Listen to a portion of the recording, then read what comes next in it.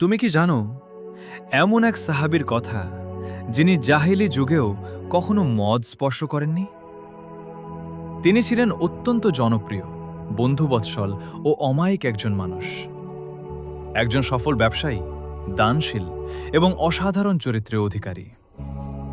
মক্কার মানুষ এতটাই তাকে বিশ্বাস করত যে প্রতিদিন তার ঘরেই বসত গুরুত্বপূর্ণ বৈঠক।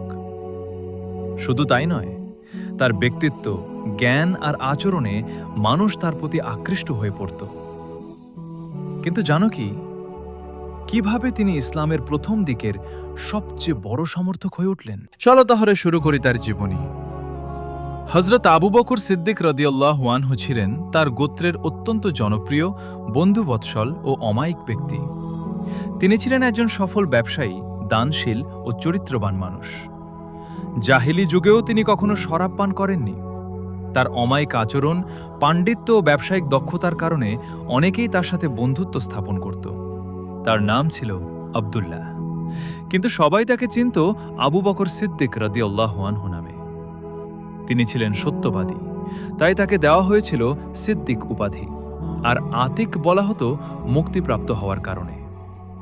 পিতার নাম উসমান, কুনিয়াত আবু কুহাফা, এবং মাতার নাম সালমা, কুনিয়াত উম্মুল খায়ের। তিনি কুরাইশ বংশের একজন সম্মানিত ব্যক্তি।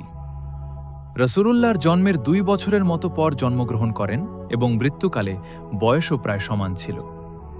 তিনি ছিলেন উজ্জ্বল গৌরবর্ণ, পাতলা ও ছিপছিপে গড়নের, প্রশস্ত ললাট বিশিষ্ট।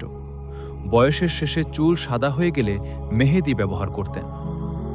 অত্যন্ত দয়ালু এবং সহনশীল, মক্কার মানুষ তার জ্ঞান, বুদ্ধি, অভিজ্ঞতা ও সচ্চরিত্রতার জন্য গভীর শ্রদ্ধা করত। জাহিলি যুগে মক্কাবাসীদের দিয়াত বা রক্তের ক্ষতিপূরণের অর্থ তার কাছে জমা হতো। আরবদের নসব বা বংশ সংক্রান্ত জ্ঞানে তিনি ছিলেন সর্বশ্রেষ্ঠ বিশেষজ্ঞ।